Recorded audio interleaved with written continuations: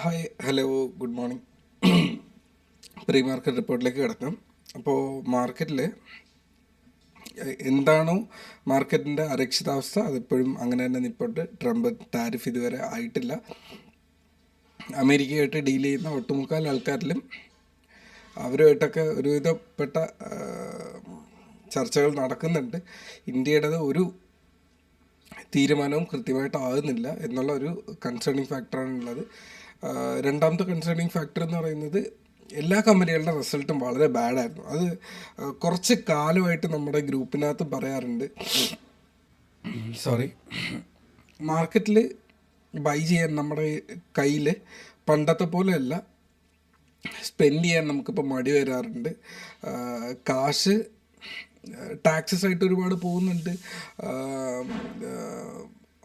Actually അത് നമുക്കത് നമ്മുടെ കയ്യിൽ നിന്ന് കാശ് പോകുന്നതിനോട് വറിയിങ് ഫാക്ടർ ഇപ്പോൾ കുറച്ച് കാലമായിട്ട് കഴിഞ്ഞ ഒരു 6-7 മാസമായിട്ട് നമുക്ക് അങ്ങനെ ഒരു സംഭവമുണ്ട്. അത് ഇൻഫ്ലേഷൻ്റെ പേടിയായിരിക്കാം, കിട്ടുന്ന സാലറിയിൽ കാര്യമായിട്ടുള്ള ഹൈക്ക് വരാത്ത മിഡിൽ ക്ലാസ് ഒരു ഏർണിംഗ് പീപ്പിളുടെ ഒരു ഇഷ്യൂ ആയിരിക്കാം. ഇപ്പോൾ നമുക്ക് ഇന്നെവിറ്റബിൾ ഗൂഡ്സ് ഉണ്ട്. ഇന്നെവിറ്റബിൾ ഗൂഡ്സിൻ്റെയൊക്കെ പ്രൈസ് നന്നായിട്ട് ഹൈക്ക് ചെയ്തു. Apart from petrol and diesel, സാധാരണ അതാണ് കയറിക്കൊണ്ടിരിക്കുക. അതൊഴികെയുള്ള മിക്കവാറും എല്ലാത്തിൻ്റെയും പ്രൈസ് കൂടി, പക്ഷെ സാലറിയിൽ കാര്യമായിട്ടുള്ള മാറ്റങ്ങൾ വരുന്നില്ല.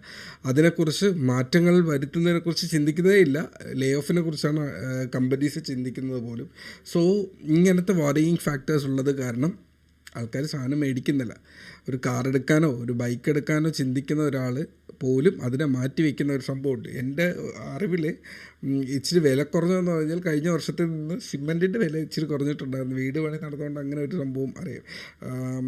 ഒരു 440 നിന്നൊക്കെ അത് 340 വന്നു എന്നുള്ളതല്ലാണ്ട്, ബിൽഡിംഗ് മെറ്റീരിയൽസിൻ്റെ വില ഇച്ചിരി കുറഞ്ഞു എന്നുള്ളതല്ലാണ്ട് ബാക്കി ഒന്നിൻ്റെയും വില കുറഞ്ഞായിട്ട് എൻ്റെ അറിവിൽ വലുതായിട്ടില്ല.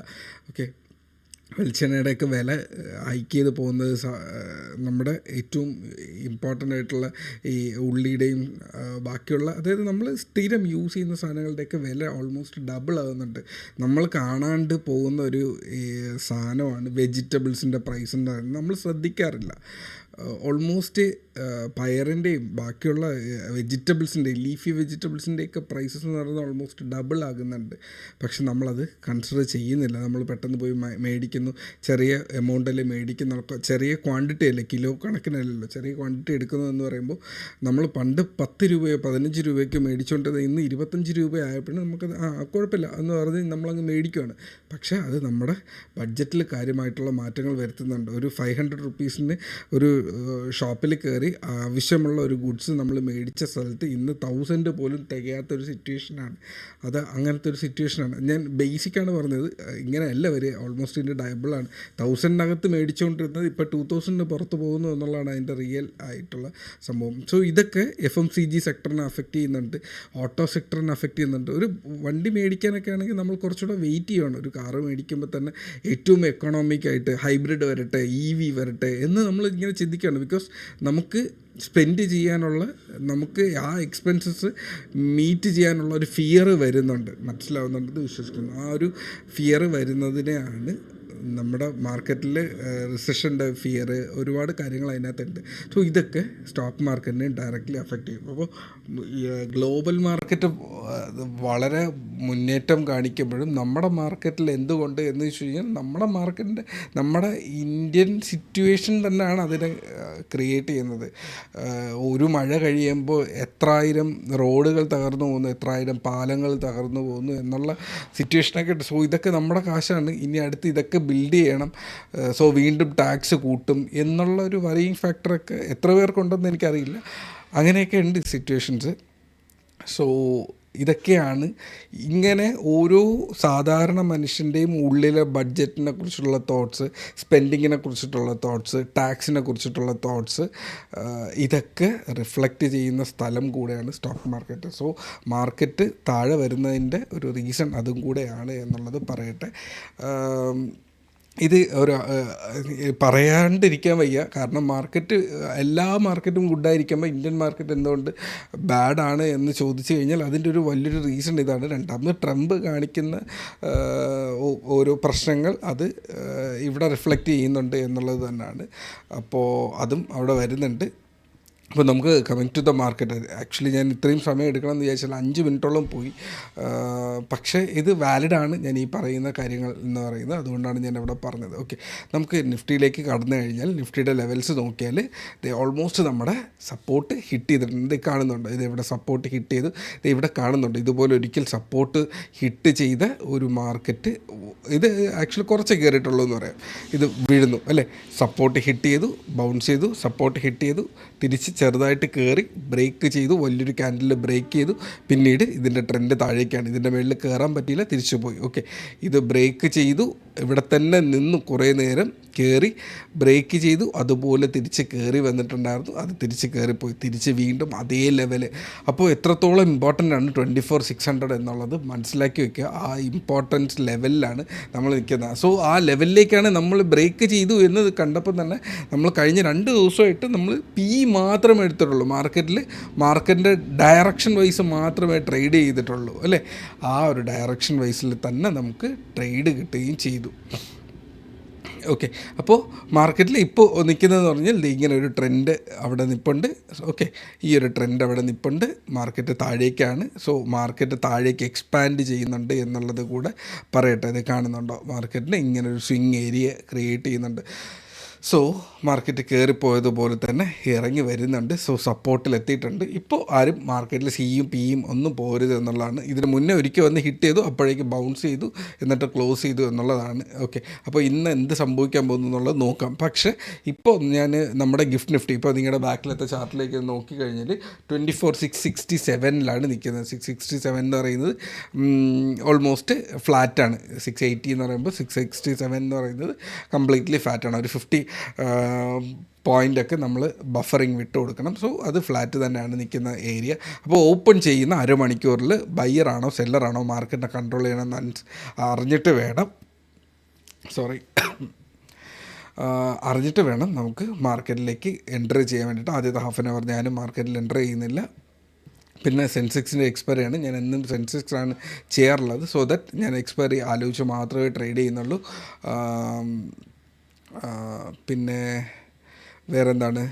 വേറൊന്നുമില്ല. മാർക്കറ്റിൽ ഈ ഒരു ലെവൽസ് നോക്കി വയ്ക്കുക. ഇപ്പം ലെവൽസ് നോക്കി വെക്കേണ്ടത് 24,800 സ്ഥിരം ഞാൻ പറയുന്ന ലെവൽസ് ഉണ്ടല്ലേ, 24,800 മേളിൽ 24,960, അതായത് 25,000 തന്നെയാണ്. അടുത്ത മേളിലേക്ക് 100, 240, ഇതേ ഈ ഒരു ഏരിയ 240, ഇത്രയും അവിടെ മെയിനാണ്. താഴേക്ക് നോക്കേണ്ടതാണ് ഇപ്പോഴത്തെ ഇമ്പോർട്ടൻ്റ് ഏരിയ എന്ന് പറയുന്നത്. അപ്പോൾ 600 കഴിഞ്ഞ് കഴിഞ്ഞാൽ അടുത്ത് 500 to 440, ഇവിടെ ഒരു 440 ലൈന് ഞാൻ വരച്ചിട്ടുണ്ട്. ഇല്ലെങ്കിൽ ഇതിനൊരു ബോക്സ് ആയിട്ട് നിങ്ങൾക്ക് കൺസിഡർ ചെയ്യാം. ഒരു 500 to 440 വരെയുള്ള ഒരു ലെവൽ താഴേക്ക്. പിന്നെ 24 to 40 റേഞ്ചസിൻ്റെ ഇവിടെ ഈ ഒരു ഏരിയ മാത്രമേ ഇനി ഇവിടെ നിൽപ്പുള്ളൂ. അത് കഴിഞ്ഞാൽ 24,000 ഈ മാർക്കറ്റിൻ്റെ ഏറ്റവും ഇമ്പോർട്ടൻ്റ് ആയിട്ടുള്ള ഒരു റെസിസ്റ്റൻസ് ഏരിയയാണ് 24 to 40. ഓക്കെ, ഇത്രയാണ് അതിനകത്ത് നോക്കാനുള്ള ലെവൽസ് എന്ന് പറയുന്നത്. മാർക്കറ്റ് ഈ ഒരു സ്വിങ് ഏരിയയിൽ തന്നെ ട്രേഡ് ചെയ്യട്ടെ എന്നാണ് എൻ്റെ ആഗ്രഹം. ഇനി എന്തെങ്കിലും ബാഡ് ന്യൂസ് വരുവാണെങ്കിലോ ഗുഡ് ന്യൂസ് വരുവാണെങ്കിൽ അതിനനുസരിച്ച് മാർക്കറ്റ് ബിഹേവ് ചെയ്യും. സോ ഓൾമോസ്റ്റ് 8.5 മിനിറ്റ് ആയിട്ടുണ്ട്. ഇനി ഏറ്റവും കൂടുതൽ ഞാൻ ഇപ്പോൾ ട്രേഡ് ചെയ്യുന്ന ഒരു ഇൻസ്ട്രുമെൻ്റ് എന്ന് പറയുന്നത് ക്രൂഡ് ഓയിലാണ്. നമ്മൾ ഗ്രൂപ്പിനകത്ത് ഒരുപാട് പേര് ചോദിക്കാറുണ്ട്. സോ ക്രൂഡ് ഓയിലിൻ്റെ ലെവൽസ് എന്ന് ചോദിച്ചു കഴിഞ്ഞാൽ മാർക്കറ്റ് അത്യാവശ്യം നല്ലൊരു ഇത് കാണുന്നുണ്ട്. ഈ ഒരു ട്രെൻഡിലാണ് മാർക്കറ്റ് പൊക്കോണ്ടിരിക്കുന്നത്. ഓക്കെ അല്ലേ, മാർക്കറ്റ് കൺസോൾട്ടേറ്റ് ചെയ്തുകൊണ്ടിരിക്കുകയാണ്. അത്യാവശ്യം ബൈയിങ് വോളിയം വരുന്നുണ്ട്. നമുക്ക് നോക്കാം. മാർക്കറ്റിൽ ഇന്നലെ നല്ല സൈഡ് ട്രേഡ് കിട്ടിയിട്ടുണ്ടായിരുന്നു. ഓക്കെ,